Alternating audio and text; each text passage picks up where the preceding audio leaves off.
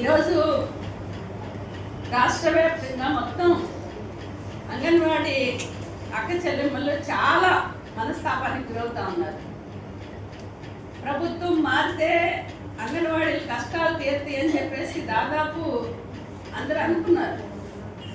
కానీ ఈరోజు మన పరిస్థితి కన్నం మీద నుంచి పొయ్యిలో పడ్డట్టయింది. ఇంత మానసిక టెన్షను ఐసీడీఎస్ ఏర్పడి 50 సంవత్సరాలైనా ఎప్పుడూ లేదు.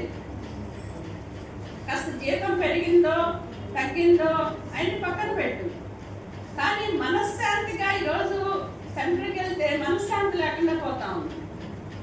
ఎందుకని ఇంత పనివారు, ఇంత ఒత్తిడి? ఈరోజు కేంద్ర ప్రభుత్వం కావాలని ఉద్దేశపూర్వకంగా బడ్జెట్ని ఐసీడీఎస్కు తగ్గించేశారు. బడ్జెట్ తగ్గించి అంగన్వాడీ సెంటర్లను కుదించాలి, ఈరోజు లబ్ధిదారుల లిస్టులు తగ్గించాలి అనేది ఈరోజు కేంద్రంలో నిర్ణయం. దీని ఆధారంగానే లబ్ధిదారుల లిస్టులు తగ్గించడానికి ఆధార్ లింక్ చేశారు. దీని ఆధారంగానే ఈరోజు లబ్ధిదారుల లిస్టులు తగ్గించడానికి పోషణ ట్రాకర్ యాప్ తెచ్చారు. కేంద్ర ప్రభుత్వం కన్నా మేము తక్కువ తిన్నామా అని చెప్పేసి రాష్ట్ర ప్రభుత్వం బాల సంజీవని యాప్ తీసుకొచ్చింది. ఈరోజు యాప్లు తీసుకొస్తే కనీసమైన మినిమం బాధ్యత ఉన్న ప్రభుత్వాలు అయితే ఆ యాప్లు నిర్వహణ కావాల్సిన ట్యాబ్లు ఇవ్వాలి, నెట్ ఇవ్వాలి, సెల్ ఫోన్ ఇవ్వాలి, లేకపోతే జీబీ ఇవ్వాలి. ఇవన్నీ ఇచ్చిన తర్వాత ఫోన్ పనిచేయండి అని చెప్పడం అనేది బాధ్యత గల ప్రభుత్వం చేసే పని.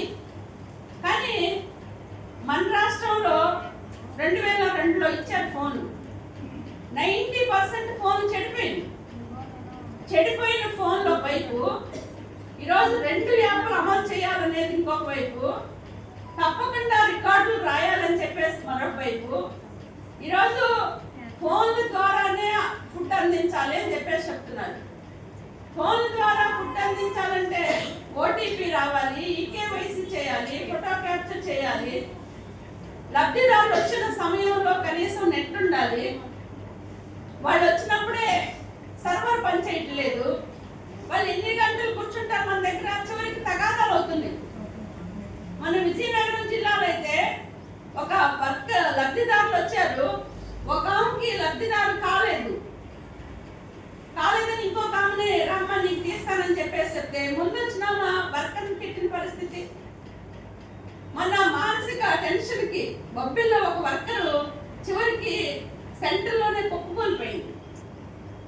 ఇలాంటి ఘటనలు ఒకవైపు జరుగుతున్నా కూడా ఈ ప్రభుత్వానికి ఏమాత్రం బాధ్యత లేకుండా తప్పకుండా మీరు ఎఫ్ఆర్ఎస్ వేయాల్సిందే అని చెప్పేసి అవుతా ఉన్నారు.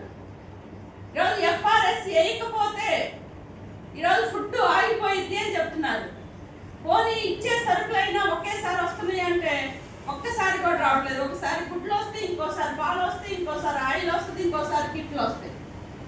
ఎన్నిసార్లు తిరుగుతారు లబ్ధిదారు మన ఇళ్ళకి, ఆ సెంటర్కి? ఈరోజు అందుకనే రాష్ట్ర వ్యాప్తంగా ఎట్టి పరిస్థితుల్లో అంగన్వాడీలు ఎఫ్ఆర్ఎస్ రద్దు చేయాలి. గర్భిణీలు, బాలింతలు, చిన్న పిల్లలకి ఎఫ్ఆర్ఎస్ రద్దు చేయాలి. సెంటర్ నిర్వహణకు ట్యాబ్లు ఇవ్వాలి. అన్ని యాప్లు చేయలేము, ఒకే యాప్ చేయాలి అనే దాని మీద రేపు జూలై 21వ తారీఖున లబ్ధిదారులందరినీ కలుపుకొని అంగన్వాడీలు కూడా సిడిపి ఆఫీసుల దగ్గర ధర్నా చేయాలి అని చెప్పేసి నిర్ణయం చేశాం.